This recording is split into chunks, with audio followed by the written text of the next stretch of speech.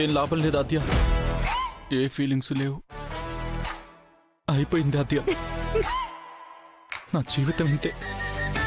వదిలే.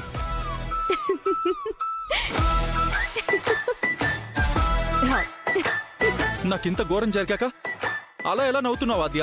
అది అది శ్రీను, అది ఒక ప్లాన్. ఎందుకు ఆద్య, ఎందుకు ఇలా చేసావు? అది తెలియకుండా చారుని వెనక నుంచి పట్టుకున్నంత మాత్రాన ఇంత పని చేస్తావా? రేపు నలుగురిలో ఎలా చూపించాలి? చెండి మొహం.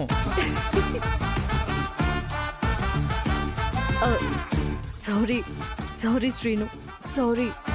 సారీయా? నీ సారీతో పోయింది తిరిగి వస్తుందా? ఇదంతా మన కోసమే కదా.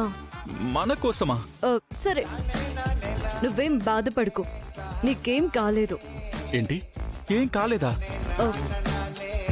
అవును మై సన్, నీ బాడీలో అన్ని పార్ట్లు పనిచేస్తున్నాయి. అంటే ఇదంతా అది ఏమైందంటే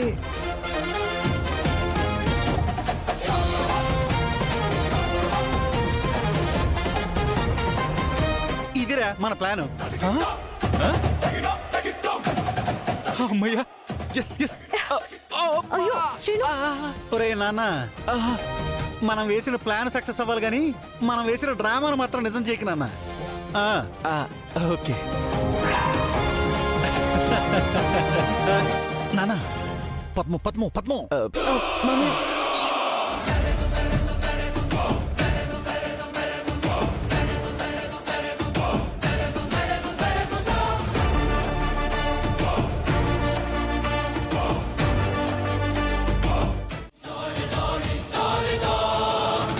రే వాసుదేవ్.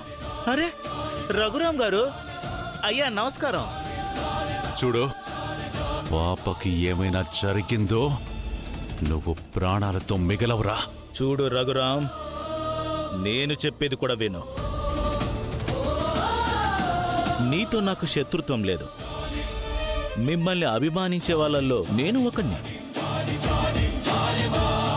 కానీ మీ కూతురే ఏరి కోరి నన్ను డిస్టర్బ్ చేసింది.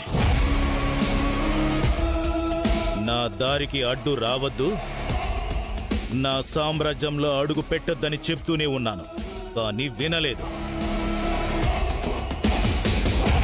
పోనీ నువ్వైనా వింటావా అంటే నువ్వు నీ కూతురు కంటే 10 నన్ను డిస్టర్బ్ చేస్తూనే ఉన్నా. రేయ్, వద్దు, డిస్కషన్స్ వద్దు. మర్యాదగా పాపని క్షేమంగా మాకప్పచెప్పు, లేదంటే నీ ప్రాణం తీస్తా, నీ అంతు చూస్తా. ఇవే కదా డైలాగ్స్.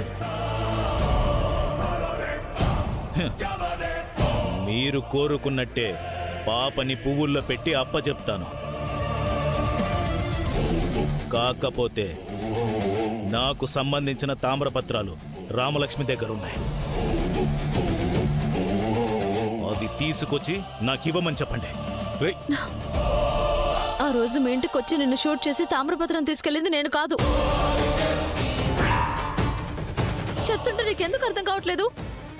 ప్లీజ్ పాపని తిరిగి ఇచ్చేసేయండి. నువ్వు నన్ను ఇంకా పిచ్చోని చేయాలని చూడకు రామలక్ష్మి. ఆ రోజు నువ్వే వచ్చావు, నువ్వే నన్ను చంపాలని చూసావు, నువ్వే తామ్రపత్రాలు తీసుకుని వెళ్ళావు. అయ్యో, ఓలమో ఓలమో ఓలమో ఓలమో, మర్యాదగా నువ్వు నా తామ్రపత్రాలు తీసుకొచ్చి ఇవ్వాలి. మర్యాదగా పాపని ప్రాణాలతో తీసుకెళ్ళండి. I want my తామ్రపత్రాస్.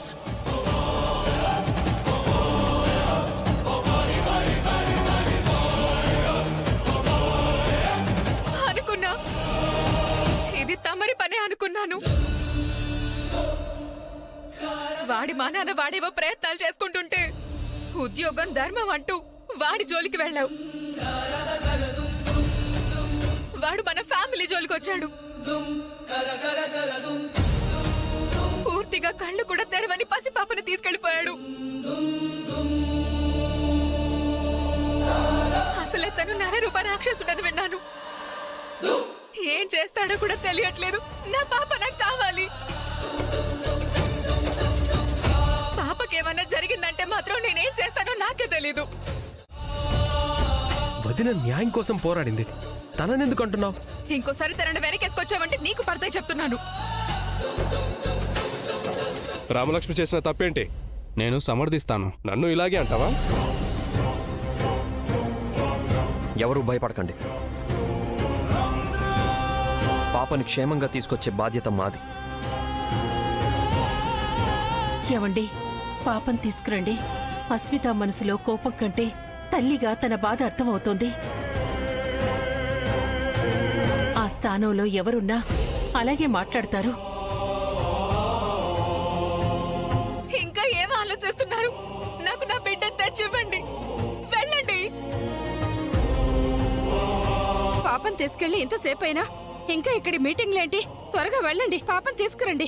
తీసుకొస్తారని చెప్తున్నారు కదా, పరిగెత్తితే పనులవ్వవు.